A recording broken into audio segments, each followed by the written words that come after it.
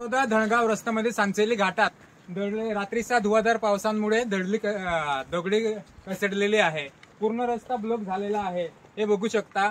आणि जे कोणी जवळचे लोकप्रतिनिधी असतील त्यांनी लवकरात लवकर यावं आणि हे जे काही दगडी कसडलेले आहे ते हटवण्यात यावं। कारण की इमर्जन्सी जे गाडी येत आहे, काही लोक आजारी आहेत, त्या लोकांना इकडनं जाता येत नाहीत, म्हणून लवकरात लवकर जेसीबी पाठवावी आणि रस्ता साफ करण्यात यावा।